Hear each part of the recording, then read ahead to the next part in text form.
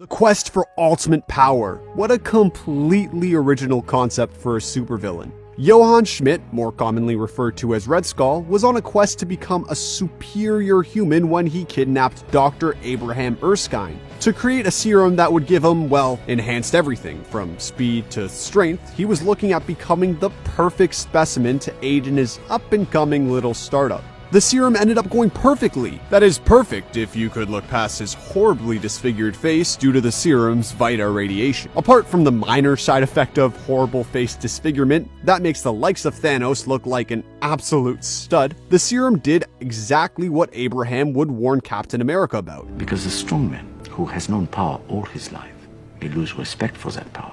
Red Skull's hubris, amplified by the serum, forced him on the track of the Tesseract, which in turn led him to his apparent death, which was actually a one-way ticket trip over to Vormir. Hey, I guess he ended up getting what he wanted, being the superior being of Vormir.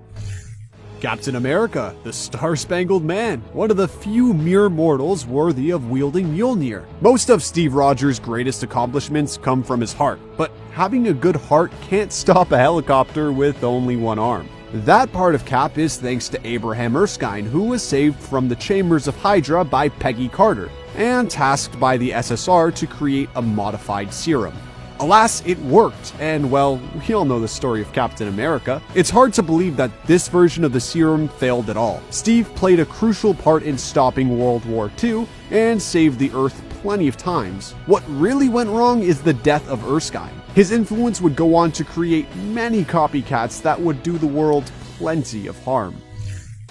As Captain America and Red Skull were duking it out, Bucky Barnes was being experimented on by a Hydra scientist named Arnim Zola, who happened to give him the serum. Captain America would go on and break Bucky out, but after Bucky's apparent death, he was brought back into the hands of Hydra.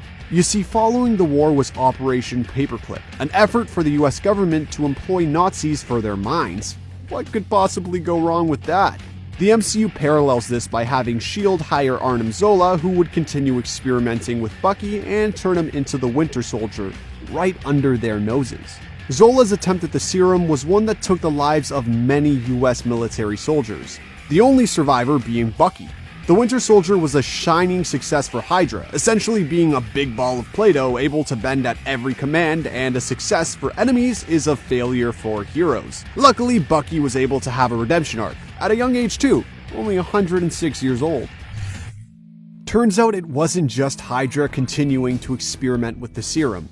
The United States was using black soldiers as test subjects to horrifying results, most leading to death. The one successful attempt was Isaiah Bradley, who was sent to the Korean War to put an end to the Winter Soldier. Isaiah survived the fight, even going as far as disarming the Winter Soldier, literally. I whooped your ass. His reward? Imprisonment and further testing until being secretly bailed out. In the comics, his grandson Elijah is transfused with some of his blood, granting him similar powers. With the Young Avengers being set up, perhaps we may have already met Patriot and Falcon and the Winter Soldier. With Isaiah being freed, the United States had no more subjects to continue testing on. The super soldier tests were considered a failure and put on ice, while their attention was turned over to the Pym particles.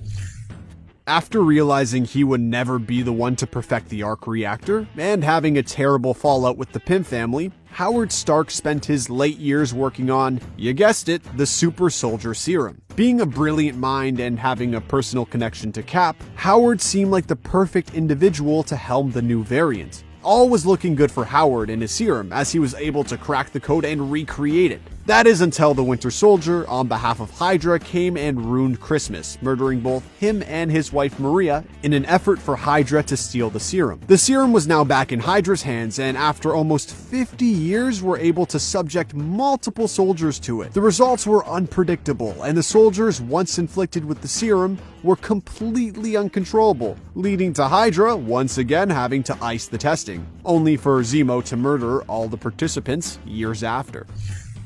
Following 9/11, General Ross re-implemented the studies of the serum to prevent further attacks. He commissioned Bruce Banner to continue testing. Bruce had a keen interest in gamma radiation and had a theory that instead of using Vita radiation, you know, the element that caused Johann to become Red Skull, he would swap that for gamma radiation. Guess what? It actually worked.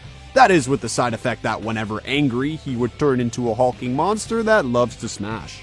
In an effort to stop the Incredible Hulk, Ross offered soldier Emil Blonsky the Erskine Serum combined with some of Banner's blood. This would later transform him into Abomination. A serum transaction that we will likely see in the very near future is that of Jennifer Walters in She-Hulk. In the comics, Jennifer is the cousin of Bruce Banner and receives some of Bruce's blood following a near-fatal accident, transforming her into her own version of a super soldier. With the series in active development on Disney Plus and Bruce Banner confirmed to return for the show, we will likely see this origin adapted. It should be pretty clear why this take on the super soldier serum failed. One of their nicknames is literally Abomination, so there's that.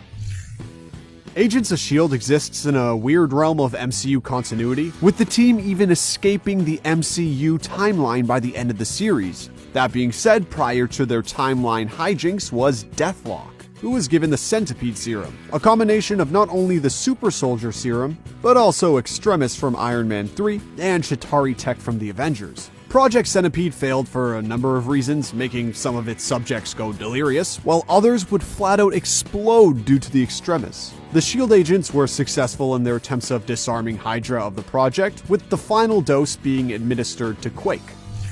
And so here we are in 2023. After over 80 years of wildly unexpected and failed results, the serum is still being tinkered with. Flashback to 2018, and we have Dr. Wilfred Nagel, who had almost perfected the serum for the government. That was until a certain purple-faced man put a temporary end to his life.